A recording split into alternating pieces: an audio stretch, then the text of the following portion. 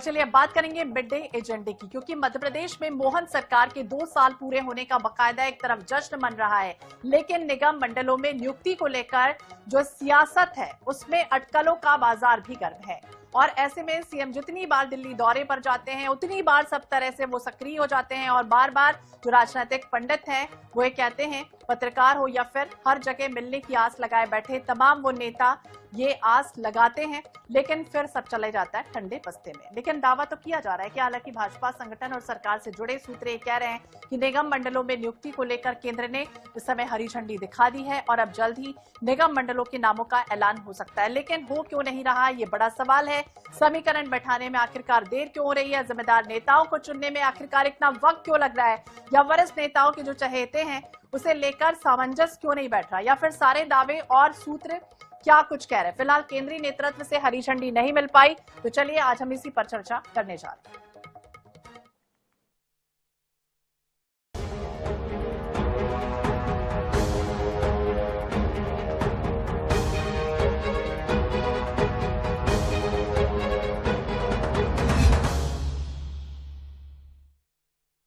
तो सूची तैयार है लेकिन मोहर का इंतजार है, हो भी क्यों ना, क्योंकि निगम मंडलों में पार्टी के जो सीनियर नेता हैं उनके साथ साथ युवा चेहरों को भी एडजस्ट किया जाएगा। अगर निगम मंडलों में संभावित दिग्गज नामों को देखा जाए तो कई ऐसे चेहरे हैं जिसमें निगम मंडल में उन्हें जगह मिल सकती है। तो अब ऐसी ही रिपोर्ट या फिर कयास है कि आप अखबार में भी पढ़ रहे होंगे, लेकिन फिर क्या होता है पता नहीं होता, ऐलान क्यों नहीं हो रहा ये भी पता नहीं।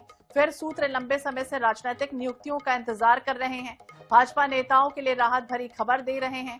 सूत्र ये भी कह रहे हैं कि प्रमुख निगम मंडलों में नियुक्तियों को लेकर मंथन पूरा हो चुका है, करीब 10 नामों की प्राथमिकता सूची तैयार हो चुकी है।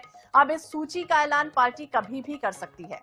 हालांकि प्रदेश में भाजपा के राष्ट्रीय नेताओं के लगातार दौरे चल रहे हैं और ऐसे में केंद्रीय स्वास्थ्य मंत्री जेपी नड्डा जिस तरह से भोपाल और 23 दिसंबर को बैतूल के दौरे पर रहने वाले हैं, केंद्रीय गृह मंत्री अमित शाह 25 दिसंबर को मध्य प्रदेश आ रहे हैं, तो सीएम डॉक्टर मोहन यादव ने दिल्ली में राष्ट्रीय कार्यकारी अध्यक्ष नितिन नवीन से मुलाकात की।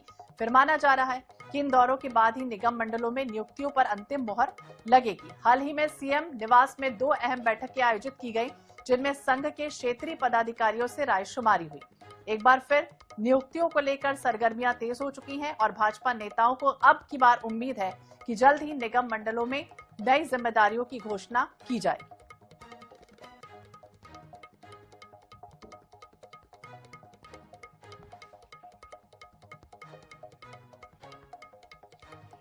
तो कौन कौन से नाम हैं, कब तैयार हो रही है सूची, ऐसे बहुत सारे सवाल हैं और इन सवालों का जवाब ही हम ढूंढने की कोशिश कर रहे हैं। हमारे साथ खास पैनल जुड़ गया, हमारे साथ खास मेहमान भी जुड़ चुके हैं। हमारे साथ है स्पर्श चौधरी जी हैं, कांग्रेस के प्रवक्ता है। स्पर्श जी बहुत बहुत स्वागत है आपका INS 24/7 पर। सत्येंद्र जैन जी हैं, बीजेपी के प्रवक्ता है, बहुत बहुत स्वागत है सर आपका भी। और चैतन्य भट्ट जी हैं, वरिष्ठ पत्रकार है। चैतन्य जी आपका भी बहुत बहुत स्वागत है INS 24/7 पर। और सबसे पहले सत्येंद्र जी आपसे ही समझना चाहेंगे, चूंकि अगर हम देखें तो मध्य प्रदेश सरकार में अब 2 साल की उपलब्धियों का एक बार हम बखान देख रहे हैं, लगातार किया जा रहा है। दूसरी तरफ इतनी देरी हो जाना कहीं ना कहीं क्या समझें, संगठनात्मक मतभेद है या फिर आंतरिक खींचतान है, जिस तरह के आरोप लग रहा है? देखिए श्वेता जी, ये मुख्यमंत्री जी का विशेषाधिकार होता है, लेकिन भारतीय जनता पार्टी में हमारे यहाँ पद्धति है और जिस प्रकार से हमारे यहाँ लोकतंत्र है, जो आंतरिक लोकतंत्र की बात होती है वह प्रतिपादित होता है, वो परिलक्षित होता है, प्रतिबिंबित होता है जब वो 45 वर्ष के राष्ट्रीय कार्यकारी अध्यक्ष आदरणीय श्री नितिन नवीन जी का चयन हो जाता है, या मध्य प्रदेश में प्रदेश अध्यक्ष के रूप में माननीय हेमंत खंडेलवाल जी का चयन होता है, नियुक्ति होती है, मनोनयन होता है, या मुख्यमंत्री के रूप में माननीय शिवराज सिंह जी के बाद में डॉक्टर मोहन यादव जी का, जो कोई किसी को पता भी नहीं रहता। तो भारतीय जनता पार्टी एक ऐसी पार्टी है जो भारत के लालों की आरती उतारती है। भारतीय जनता पार्टी भारत माता के लालों की आरती। तो भारतीय जनता पार्टी में यही संभव है कि जो 45 वर्ष में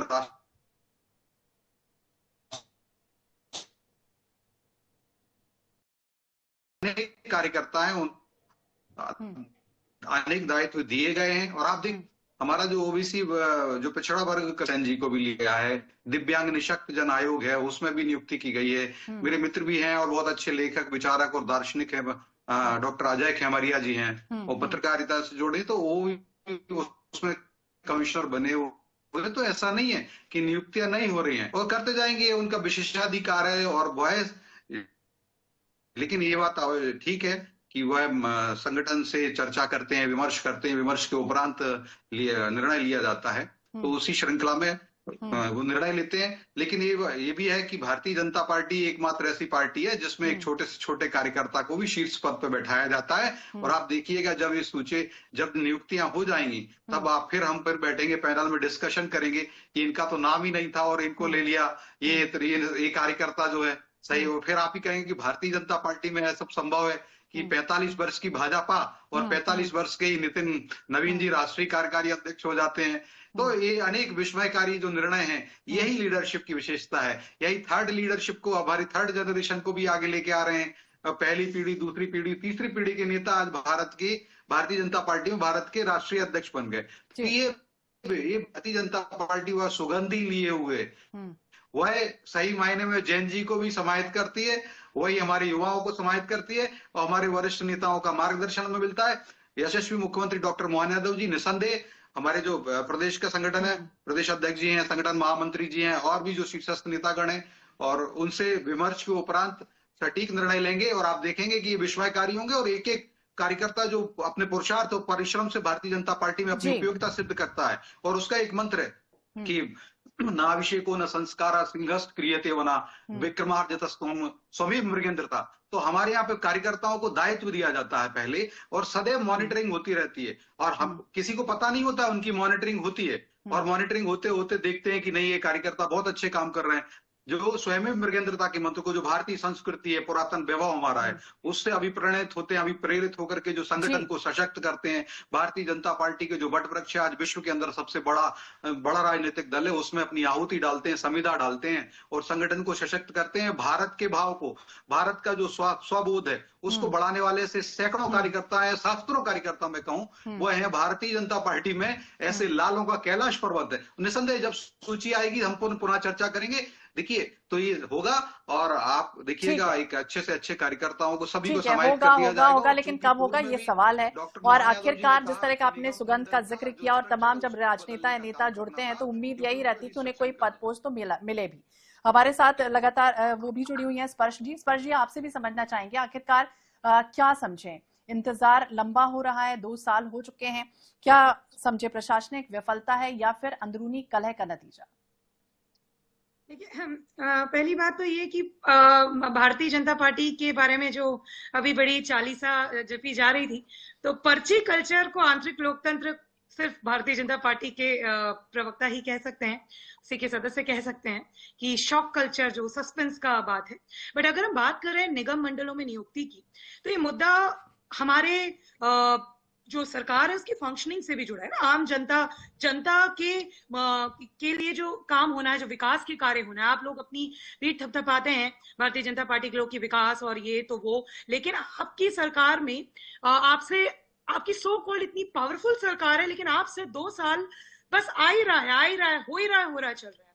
दूसरी बात आपने कही कि हमारे कार्यकर्ताओं की, बिल्कुल सही बात है। आप कह रहे हैं कि आप विश्व के सबसे बड़े दल हैं, तो अगर आपके पास इतने योग्य कार्यकर्ता है तो ढूंढने में इतना वक्त क्यों लग रहा है? एक सवाल ये। दूसरा, दिख रहा है साफ साफ, चाहे मंत्रियों के स्तर पे हो, हम पिछले 2 साल से लगातार हमें आवाज उठा रहे हैं कि आपके अंदर, आपकी पार्टी के अंदर जो रोष है, जो आंतरिक रोष है, वो लोकतंत्र नाम मत दीजिए उसको, आंतरिक रोष नाम दीजिए, क्योंकि अल्टीमेटली पर्ची कल्चर ही चलना है, चाहे आपके राष्ट्रीय अध्यक्ष हो, क्योंकि इंतजार कोई और करता रह गया है ना। तो ये सवाल उठ जाता है कि जनता के मुद्दों के लिए ये जो निगम मंडल इनकी फंक्शनिंग के लिए जो जरूरी है, आपसे क्यों नहीं करते बन रहा है, जबकि आपकी सरकार इतनी पावरफुल है ऐसा आप कहते हैं। दूसरी बात, आप संगठन की भी तारीफ कर रहे थे अपनी, इतना अनुशासित संगठन है, कोई नहीं है पद का दावेदार, ये भी आप कहते हैं, तो फिर क्या दिक्कत आ रही है भाई, है ना। एक और बात ये कि डॉक्टर मोहन यादव जब आए थे सरकार में, तो इन्होंने कुछ 40 से ज्यादा जो ये जो बॉडीज थी, प्राधिकरण थे, आयोग थे, इनके जो अध्यक्ष उपाध्यक्ष, इनके जो पूर्व नियुक्तियां थी उनको रिजेक्ट कर दिया, मतलब उनको रोक दिया कि भाई आगे बदलेंगे। तो सवाल यही होता है कि पहले से इतनी लेट लतीफी शिवराज जी के कार्यकाल में भी सालों की लेट लतीफी हुई, और अब जो आप कर रहे हैं, आपको इतने सारे कार्यकर्ताओं में, इतनी अच्छी सरकार में, आपकी सो कॉल्ड सुशासन की सरकार में भी आप अपनी 2 साल की पीठ थपथपा रहे हैं कि हमने ये किया। आखिर आपको इतना देरी क्यों हो रही है? और एक और बात हो जाती है श्वेता जी, क्या होता है कि जब ये नियुक्तियों में देरी होती है, बिल्कुल सही है कि संतुलन बनाने के लिए नियुक्तियां की जा रही राजनीतिक, लेकिन इसके साथ साथ नौकरशाही का जो प्रकोप हमें इन 2 सालों में हमने सबने देखा कि जो जो जो सुपर कंट्रोल है, जो भ्रष्टाचार है, करप्शन क्या है, करप्शन खाली मंत्री, ये पूरा सिस्टम है। तो जो नौकरशाही के कंट्रोल में जो चीजें हो रही हैं, उनके कारण जो ओवर कंट्रोल में जो हो रहा है, उसके लिए भी जरूरी हो जाती हैं वो नियुक्तियां जो जनता के बीच लोग, आप ही कहते हैं आपके कार्यकर्ता है, सभी पार्टी के कार्यकर्ता है, तो अगर पार्टी के कार्यकर्ता है जनता के बीच में रहते हैं तो चुनिए ना भाई। ठीक है, चैतन्य जी से भी समझते हैं, ओपनिंग स्टेटमेंट लेते हैं। सर, आपका भी एक लंबा अनुभव रहा है और आप राजनीति को अच्छे से जानते हैं, समझते हैं। जिस तरह की ये स्थितियां अभी बन रही, कितनी असामान्य है। दूसरी तरफ अगर बात करें तो जब पिछली सरकारें रही हैं तो उस समय कितनी जल्दी नियुक्तियां हो जाती थी। क्या समझे प्रशासनिक देरी है या फिर कोई राजनीतिक जो है वो कमी की वजह, कोई ऐसी अंदरूनी स्थिति है जिसकी वजह से ये देरी हो रही? पिताजी, एक शराबी फिल्म का बड़ा मशहूर गीत था, इंतहा हो गई इंतजार की, आई ना कुछ खबर मेरे यार की। ये जो गाना है, ये पूरी तरह से निगम मंडल के लिए जो लोग आशा लगाए बैठे हैं उन पे खरा उतरता है। 2 वर्ष हो गए हैं मोहन सरकार को, लेकिन अभी तक निगम मंडलों में नियुक्ति नहीं हो पाई। उसके पीछे कारण ये है, जैसा अभी सत्येंद्र जैन भी कह रहे थे, कि ये मुख्यमंत्री का विशेषाधिकार होता है। लेकिन मुझे लगता है कि तमाम पॉलिटिकल पार्टी में तमाम जो निर्णय लिए जाते हैं वो हाई कमान द्वारा लिए जाते हैं। मुख्यमंत्री की इतनी हैसियत नहीं होती कि वो अपने हिसाब से मंत्रिमंडल का गठन कर ले या निगम मंडलों में नियुक्ति कर ले या विकास प्राधिकरणों में कर दे या आयोग में कर दे। ये तमाम चीजें जो हैं ये दिल्ली से ही तय होती हैं, और दिल्ली में कौन तय करता है ये सबको मालूम है। अब बहुत लंबे समय से लोग आशा लगाए हैं, ऐसे बहुत से विधायक हैं जो 10-10 बार की जीते हुए हैं, जिनको मंत्रिपरिषद में स्थान नहीं मिल पाया। उनको लगता है कि चलिए भाई, मंत्रिपरिषद में स्थान नहीं मिल पाया तो निगम मंडल में अध्यक्ष उपाध्यक्ष का पद मिल जाएगा। अब स्थिति ये है कि जो निगम मंडल है उनका पूरा काम जो है वो मंत्री देख रहे हैं, उस विभाग के मंत्री देख रहे हैं, और विकास प्राधिकरणों में जो अध्यक्ष उपाध्यक्षों की नियुक्ति नहीं हो रही, वो पूरा काम जो है वो संभागीय आयुक्त देख रहा है। अब दिक्कत ये होती है कि जो नौकरशाही में जो काम होना चाहिए, विकास प्राधिकरण के काम होते हैं जिसमें आम जनता जुड़ी होती है, जिसका फ्री होल्ड होना है, कहीं कुछ होना है, तमाम तरह की चीजें होती है, डेवलपमेंट की बात होती है, वो अफसरशाही के मकड़ जाल में